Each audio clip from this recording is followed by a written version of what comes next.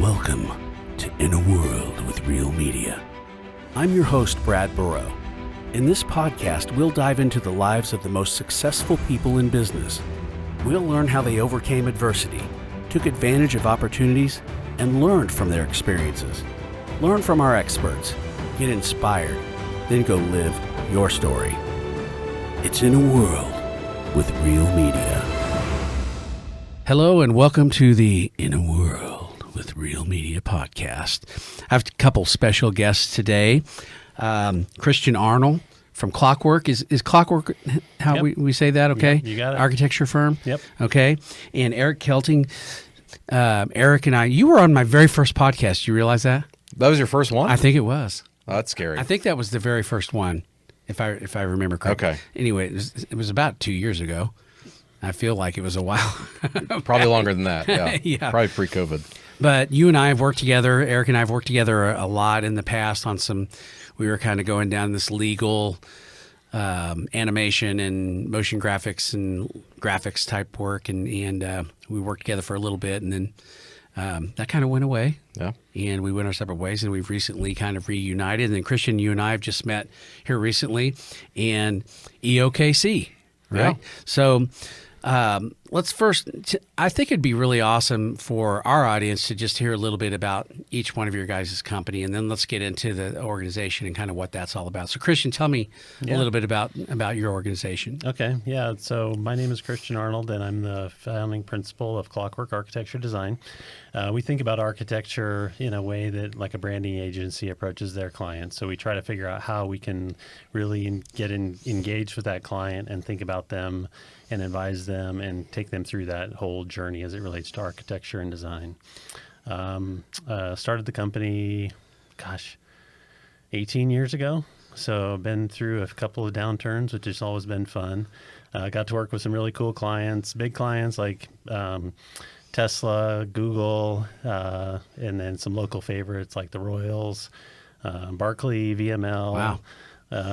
Fun stuff like Charbar and Barquet and Serve. That's what people like. Oh, you guys did that. So, but it's a across the board, very diverse practice. Yeah, very, very cool. And Eric, tell us a little bit about your organization. Yeah, absolutely. Eric Kelting, one of the co-founders of Complete Legal. We're an e-discovery company. So we're a professional services company that gets involved with uncovering evidence and discovery as it pertains to a lawsuit, and then helping attorneys get to that evidence, that digital evidence, and taking them all the way through trial. So we started our company in late 2014 after being in the industry for quite a while and kind of, living the working for someone else and reporting to, I think, 6 CEOs in 6 years and a number of private equity acquisitions and transitions. So left the industry for a little bit, sat out our non-competes, and started Complete Legal in 2014. Non-competes, man. Do those even work these days? Yeah. I don't know. Not I've really. never had great luck with non-competes personally. Just a little side note there. Maybe you could refer me to That's the somebody next that knows. podcast. Yeah. I could. So let's talk about EOKC, Entrepreneurs Organization KC. So, in all transparency, I've been a part of Vistage. I've been a part of, we've been in business 25 years. I've probably been in 4 or 5 different organizations like this. Tell me about your organization. What's different? What do you guys do? Yeah, I can share my point of view. Yeah, go ahead. Just because it's been a little bit longer. So I've been a member for 8 years, and obviously if I wasn't getting something out of it each year, I wouldn't keep coming back for more. But I feel like every year I find something new, connect with new people, really kind of dig in from just a local point of view as well as a global point of view. I love going to learning events. I'm kind of a lifelong learner, and so it allows me to engage nationally, globally, and I think that's what I love so much about it. I feel like I've gotten so much from the members that it's my way of giving back, is volunteering within the organization to help grow it. Yeah, and most of us don't even know EO exists until it's brought up. Yeah. And so I was sitting with a friend of mine, someone I kind of view as a mentor in our industry, similar industry, and had his business for 20 plus years. And I was just, venting to him one night all the things I was struggling with as a business owner, staffing and, payroll and finances and the costs and all these Wait, different you things. struggle with I those? struggle with all of it. What? And I'm waiting for him to just tell me all this, just tell me what to do. Just tell me what to do. You're not doing it right, man. No, I know.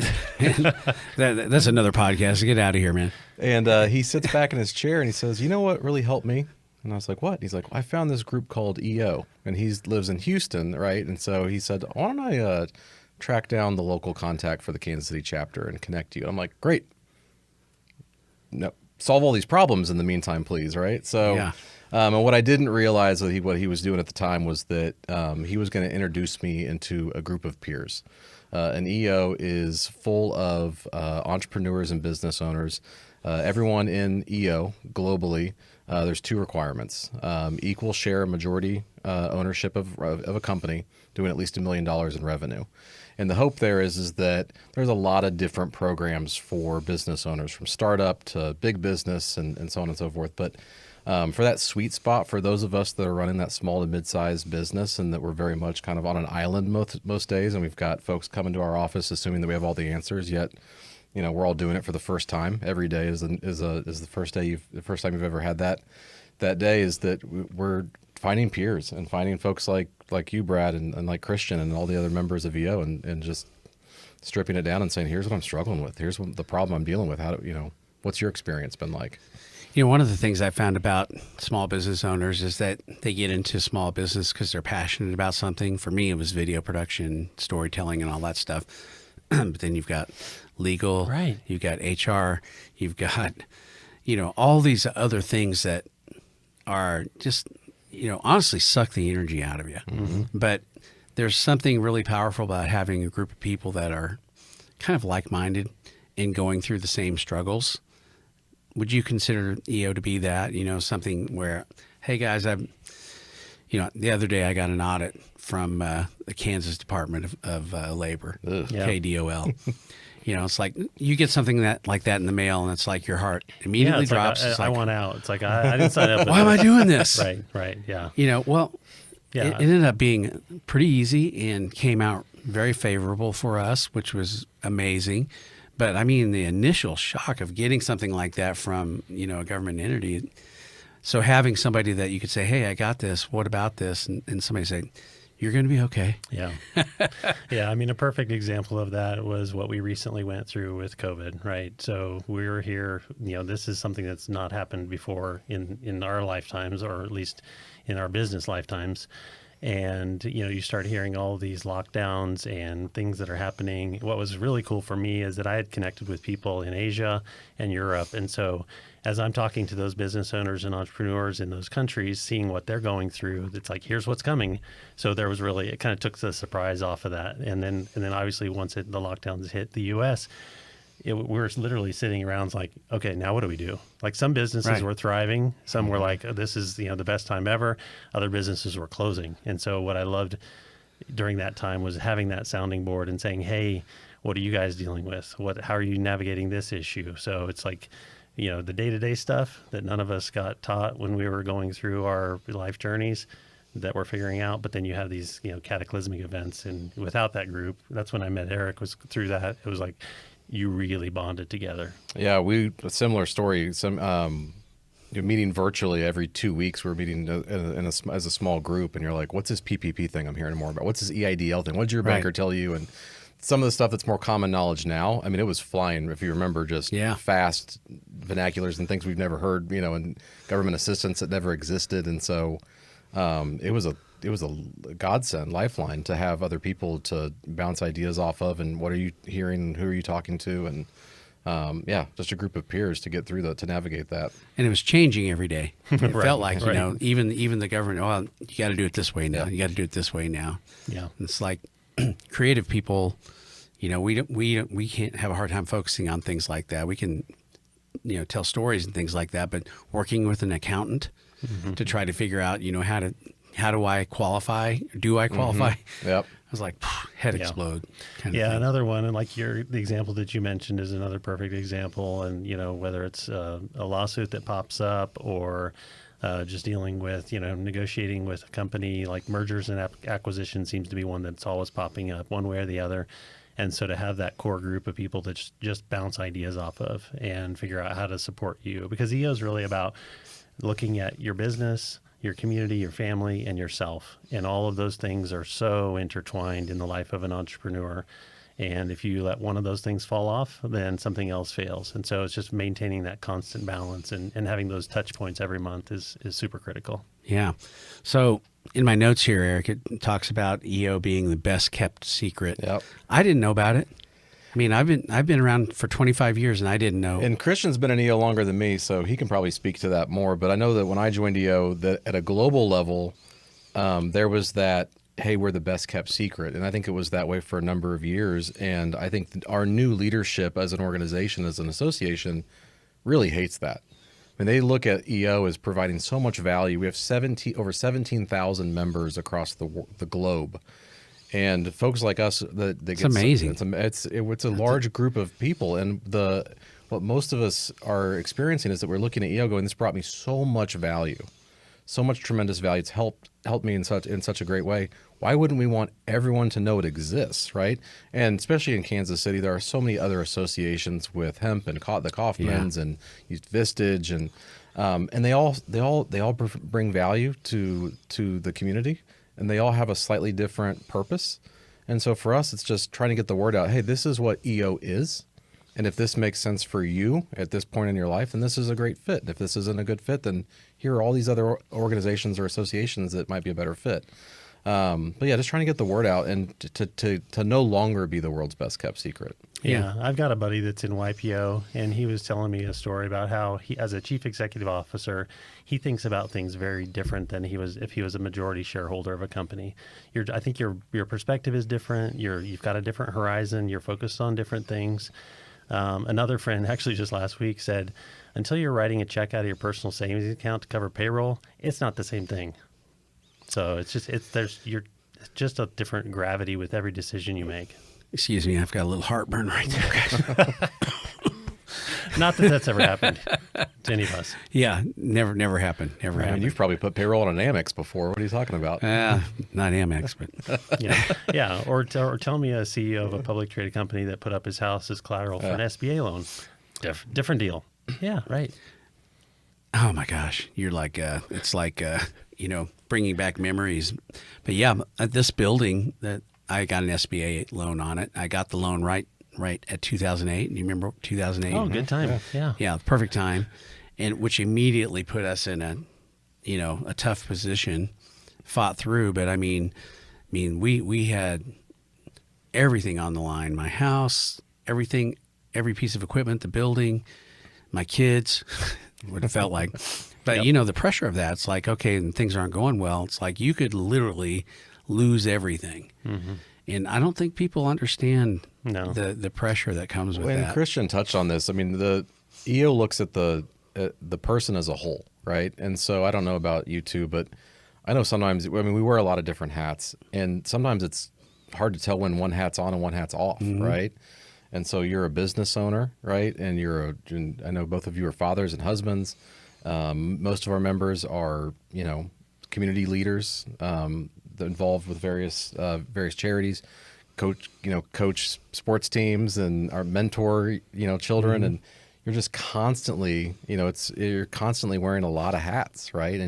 And meanwhile, everyone who walks up to you says, "Oh God, things are great, right? I saw your social media feed. You guys are crushing it." Like, of course, it looks like that on social media, but it can be a lot, right? And so just and like Christian said, if one thing's suffering, right, then something else is as well. So. Yeah, it's definitely allowed me each year. Like I kind of pick a different theme, and so like it may be a leadership year, or maybe a family year, or a personal year, and just being able to like share experiences and figure out how to become the best version of myself. And without that, I think outside perspective and holding yourself accountable, like I come up with some crazy goals for myself, and then these guys say, "Hey, how are you doing on that?" It's like, okay, I'll get back to it. Yeah, you actually set goals, huh? Wow, that's amazing. Yeah. He's the smartest one in our group, so we're all aspiring to be like Christian. Yeah, now I am. So tell me, let's get into specifics. I mean, what sets you apart? Tell me about some of the programs, what you guys do, how often do you meet? I know we have a really cool event coming up here. Yeah. That's going to be fun. Tell me, like the listeners that are listening to this, what could you expect being a member? Yeah, so I think we've touched on a few things. Over 17,000 members across 220 countries. I'm sorry, 61 countries and over 220 chapters. Okay. And so in the U.S., we have an East and West and a Central region. And so EO can be just about anything you want it to be. I often call it the buffet, right? You can come in and just take a little bit, or you can come in and take a lot. And it can be kind of overwhelming when you join because there's so much available as far as from global conferences to local events and online events and things like that. But at its core, we're a group of peers. I talked about a little bit about the only two requirements are operating a business at least $1 million and then equal share and majority ownership of that business. And so you're really running that business day to day. Yeah. And it's a group of your peers.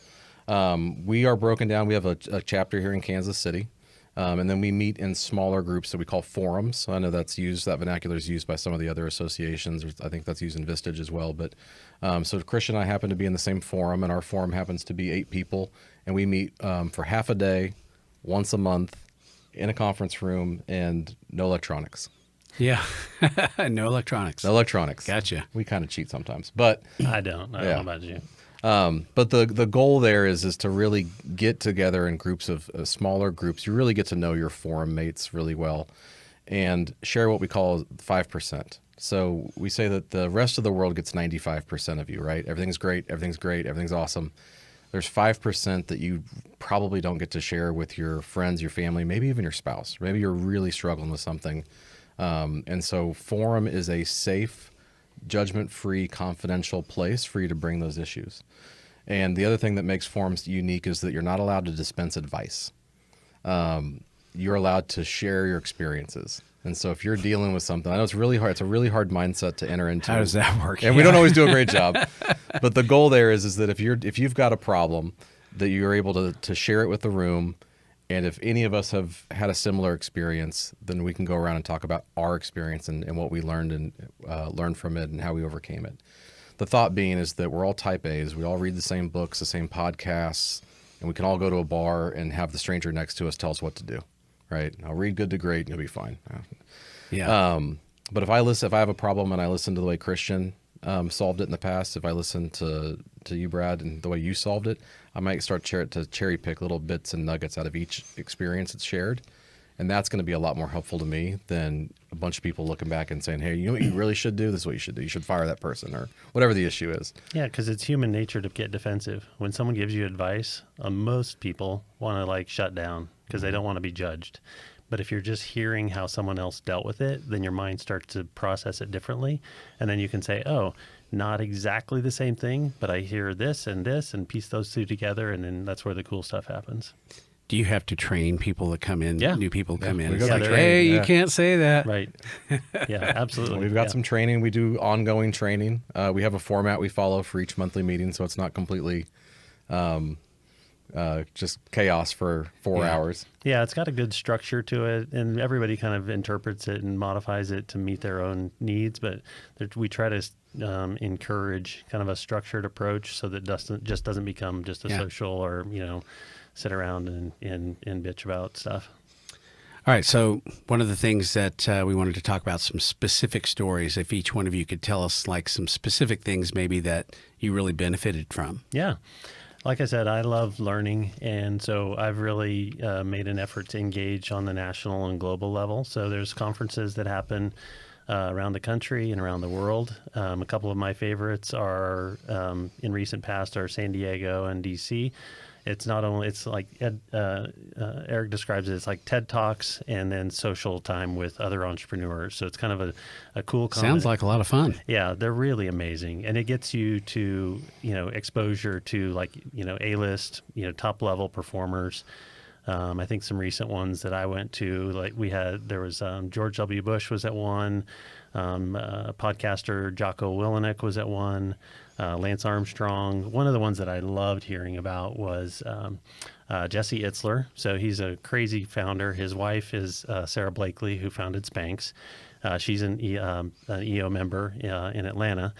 and listening to his story of how he like built Zico coconut water, exited, sold that to Coca-Cola, then turned around and built Marquis Jets, exited, sold that to Berkshire. It's like, those are not people that I meet on a regular basis. It's like, it's next level stuff. Yeah. It's just really cool. Another cool one, I went to an EO University event in Lisbon, Portugal. So that was cool because then you get to meet entrepreneurs in other parts of the world.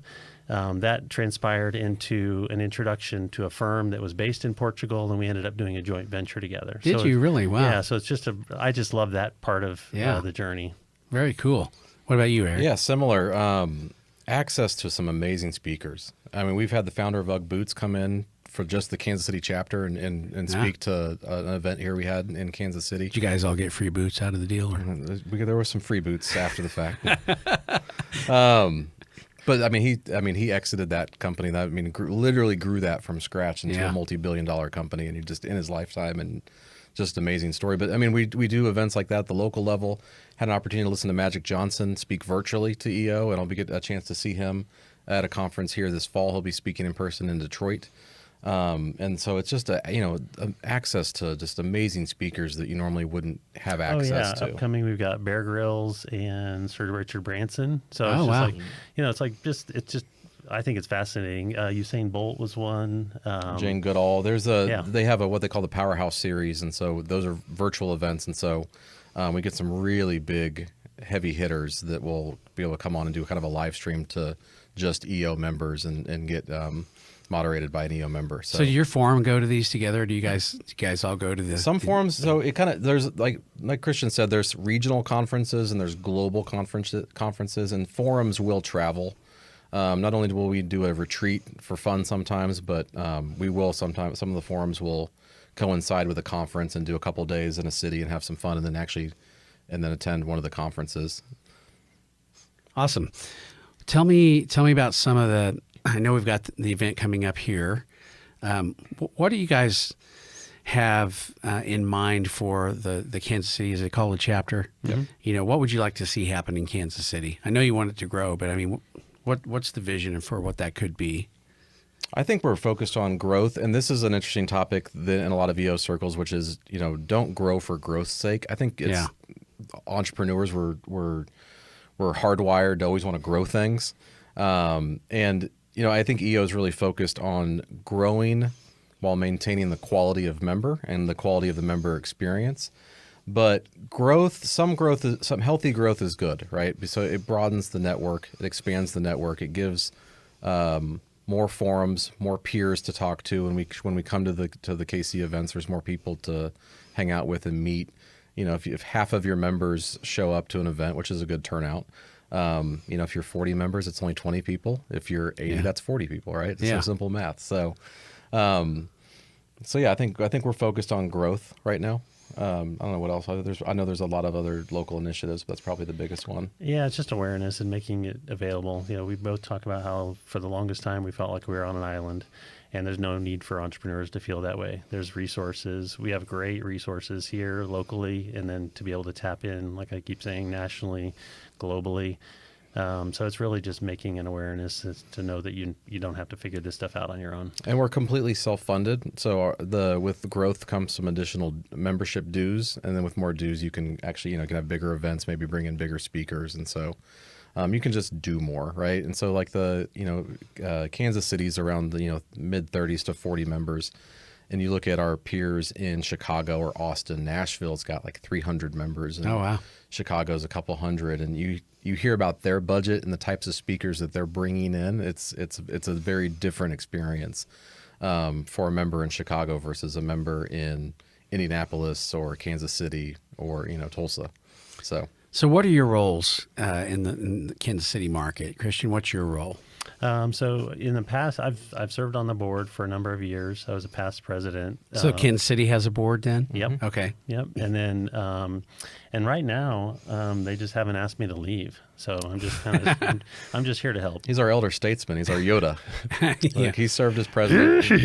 He served as president for 2 years, as well as pretty much every position on the board. So you got to keep a guy like Christian around because he's seen it all. Yeah, yeah. What about you, Eric? I am cycling off. I've been the president of the KC chapter the last 2 years as well. And then I'm going to be starting a new role. I'm going to go into regional leadership. So I'm going to be involved in the central region for EO in this upcoming year. So I'm going to be working with some other chapters in other cities. I'm also trying to stay really close to Kansas City because obviously this is where I'm a member and where my heart is. So how do you balance, the time commitment to do that? Both of you have, that's a lot of time to put into an organization like this outside of your business. Yeah, we see it pop up time and time again. And even when members that I'm visiting with that are thinking about just joining just as just a member, they are trying to figure out how much, how they can make this work time-wise. And for me personally, my experience was that it made me get a lot more diligent and a lot more efficient and a lot more selective about what I said yes to and what I said no to. So it's like you just learn time management, just like, if you're in a family and you have your first child, how did you make time for that? You just figured it out. So having a very understanding business partner and spouse for me. So that's critical. I got to give a shout out to Jeff and Tracy but no, it does. It takes a tribe, and so having a good support system. The stories that you hear from a lot of EO members that get involved, they talk about the more they get involved in EO and in EO leadership that pulls them from their business. When that happens, they're forced to put in systems and process that allow that business to run without them there, and the businesses tend to grow. And so it's almost kind of like forcing yourself out of the weeds of your business and forcing you to start building a business that can stand up on its own 2 feet without you. It's very interesting things. You mentioning that, we're working on standard operating procedures as a lot of entrepreneurs and people that have started businesses just have it here and they know what they want to do. But translating that from here into something that can be scaled is so hard. Mm-hmm. Is that something that... And boring. Yeah. It's not like, out shooting a demolition derby, for example. Yeah. But, is that some of the things that you can expect to learn at EO? Because I feel like as entrepreneurs, we know what we know pretty well. Otherwise, we wouldn't be doing that. But we don't know things like, how do I structure my day? How often should I take meetings? There's weeks when all I do is meet, and I'm so worn out after a week like that. It's like, if I could get my hands around how to handle that, things like that, is that some of the things that you can learn? Yeah, exactly. We're constantly sharing what we're doing, how we're managing with that stress, that, challenge, sharing best practices, what we've learned, listened to, read. So it's like kind of a mastermind group that's coming together to figure out like, how do we optimize each person and each of their companies? And they're really speaking to, if the more you get involved and the deeper you go, Christian's here talking about, pinging folks across, halfway around the world when COVID hit. I'm like, oh my God, I didn't even realize that's, because Christian's put the time and energy in attending those conferences and making time for it. He's got this ginormous network that, and so that a lot of us don't have. And so the deeper and more involved you get, that network grows, and all of a sudden you're talking to media companies or media owners in Nebraska and Chicago and Texas, and how'd you get through this? And what did you do when you got to this size?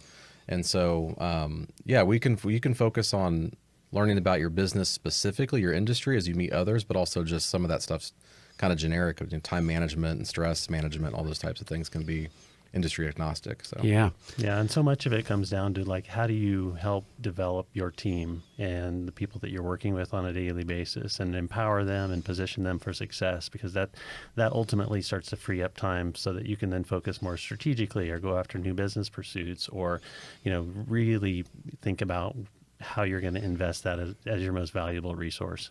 Yeah. So there's an announcement that needs to be made.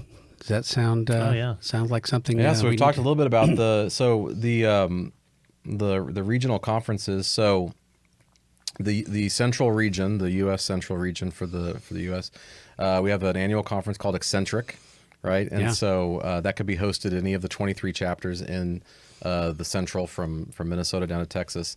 And so we have bid and recently been awarded the Eccentric Conference for 2025. This is huge for our city. This is huge for our chapter. Christian mentioned this, it's like TED Talks in the morning and then these over-the-top parties at night. This is going to be an amazing experience. We should have 500 to 600 EO members from all over the Midwest and Central converge on Kansas City in Wow. the fall of 2025. Make sure that the city's ready for World Cup. It's Right. good We'll to test it out. really break in some of the new developments. But we're gonna have entrepreneurs from all over the Midwest. We're gonna have an amazing time. These conferences are just an awesome 3-day experience. And so we were just literally like a month ago we're awarded this, and so we'll be working on this for the next. Where is it going to be? Do you know? We don't know yet. We're trying to nail down. It'll be probably it'll be in the downtown area. Yeah. But we're trying to nail down hotel contracts, and then that'll be kind of our base. And then the events will be throughout the city. We'll be talking renting buses and shipping Very fun. 500-600 people all over the city to really just get an experience of what it's like to be in Kansas. When is the date? Do you know? That'll be nailed down. So it'll be the fall. So it'll be fall. mid to late September, early October is usually where they slot them. It all comes down to hotel availability. So we'll have some maybe a football game in there There's somewhere. football. There's the American Royal. There's a lot going on in the fall yeah. in Kansas City. Yeah, we'll be able to piece together some cool events. Yeah. But the city's ready. I mean, the new airport. We're hosting the draft in a few weeks. There's so much other development going on in downtown, as you guys know, leading up to World Cup. That some of it will be ready for this conference in 25. So. We're going to Detroit this year. We're going to Fort Worth next year. Yep. And then Kansas City. So we are super excited about it. Do you know any of the factors? Were those factors in why you guys got the bid for this? I mean, the airport, the things that are happening in Kansas City? I don't know. I think it's just because Eric is so awesome. I think it's part of the application. You sold it, right? We sold it hard. No, it was a 2-part sale. It was saying that the city's ready and that the chapter's ready. Yeah. And that was really the application. And the city was check the box. Look at all this stuff that the city's doing with the draft and the World Cup. I mean, we can host a 600-person conference. Give me a break. Yeah. And I think some of the other larger chapters like Chicago, Dallas, Fort Worth, they really want to see that kind of gap get filled between those two larger cities. So they were for Yeah. having it in Kansas City. So it's very much a regional event. Is it a vote? How does it get awarded? There's a committee. I don't know. Okay. There was a formal. Who'd you buy off? I sent a lot of money, a lot of FedEx envelopes. Some boots? You sent some UGG boots. Yeah. A lot of booze. Yeah. No, it was a formal application process, and then there's a selection committee. I was not told who was on it. I think that was very intentional. I'm just now finding after the fact who was a part of the decision-making process. But we think this is going to be really big for the chapter. I mean, if this is something that will be open to EO members only, and so we're really hoping as we lead up to this and as we continue to grow and add, strong peers from this community, that this is something that's like, hey, you want to be a part of this because you get access to something this amazing. So, Yeah, that sounds like a really great time. It's like 3 days. You're gonna need a vacation after those 3 days, Going to probably. be exhausting. I'm sure there's a lot more people that do all the hard work, and I've already convinced that'll be us. I've already convinced Christian to help. So Wait, what? he said he'd help. But no, it's completely self-funded. So we get a little bit of seed money from Global, but the entire conference budget is dependent on us also selling those 500 or 600 tickets. So Wow. yeah, it's going to be So what's the plan for that? How are you going to do that? We just started. I don't know. You want to be on the board? I mean, we can I have you. happen to know a company that can help with some of the media Perfect. aspects of those things. Well, we're going to need I'll introduce you. We're going to need a Nice. hype video. Yeah. One thing, so I'm going to kind of go off on a little bit of a tangent here, but, and this is kind of affecting my business a little bit, but we're in this world right now with AI. Are you guys following? I'm sure you're following little it a little bit, bit. Yeah. Do you think that EO will actually start talking about some of those things that are happening and how Oh, yeah. entrepreneurs need to be thinking about that? Because Yeah. some of us are, if you're not on top of what's happening, you're going to get behind. It's evolving very rapidly, Yeah. as we're all seeing. There's actually I've been involved in 2 different webinar podcasts on AI specifically that other members around the country are putting together, like thought leadership. Yeah. I talked to a guy. He was in, I think maybe Chicago, but he's building an insurance agency starting from scratch using ChatGPT. So it's like very like forefront stuff. So there was a recent deal that I listened in on, and it was 3 or 4 thought leaders and how they're integrating all AI tools into their businesses as we speak, what they're learning. So it's very quickly evolving and becoming pretty You cool just to forwarded see. a virtual EO, Yeah, there's another one coming virtual up. EO event on AI. Yep. I think Oh, is that right? Thursday. Yeah. Yeah. Oh, wow. I just think it's such an interesting time we live in, right? I mean, you know, there are a lot of companies that spend lots of dollars getting articles written for SEO and all that stuff, and now you can go out and chat GPT and type in, write me a 750 word blog on the legal ramifications of this, and bam, there it is. Well, and not only that, but there's also AI consumption that's already happening. A simple way to think about that is like when someone submits their resume and they spent all this time and effort putting it together, and then we already know that artificial intelligence is being used to review resumes, and they're kind of boiling down to like cutting out all of the crap and just like, here's the facts. And so you lose a lot of that storytelling aspect. So I think the creativity part of it, at least, my belief is that it'll continue to be super important, but how we process that is going to change very rapidly. Yeah, and a lot of this technology too, some form of it's been around for 10 plus years, right? Yeah. So it's just now kind of getting mainstreamed and talked about and cooler. Yeah. But some of this stuff, a resume review, it's been in the legal space. There's been some form of machine intelligence for over a decade, but it's still got a low adoption rate, right? And it's just stealing some of that same technology that Netflix uses, right? If you like this, you must like this. Yeah. Our iTunes was using 10, 15 years ago. So I think we've been surrounded by some form of AI, whatever it's called, but some form of artificial intelligence or algorithms for over a decade. Are you guys seeing, one of the biggest challenges I think coming out of the pandemic for small businesses is hiring? The whole hiring landscape's changed. Are you seeing that starting to come back to the middle a little bit now, or what do you think about that? It's always been a struggle just to find, I think, because in my experience in what we deal with and how we try to approach our projects, it's always been really tricky to find, someone that's trained in architecture or interior design and how to think like a strategic advisor. So it's always a rare find. Very for us. Specific type person that you're looking for.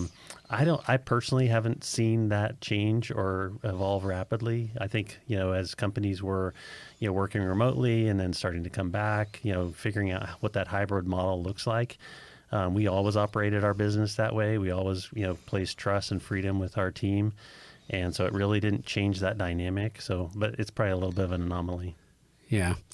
I wondered in your business too. I mean, it's starting to self-correct a little bit these last few months. I mean, I've heard that a lot from people. The really big companies, not only service providers, but also the software companies in our space have started to announce layoffs. And so it's right-sizing a little bit. It got pretty grim last year. It actually was one of the new threats. We always thought we had all these different potential threats as a small to mid-size e-discovery company, and then you're like, oh God, my talent, right? I don't have access to the talent pool, and then my talent is under siege from other people getting poached, and you're like, oh crap, I didn't see this one coming, and so that happened to me.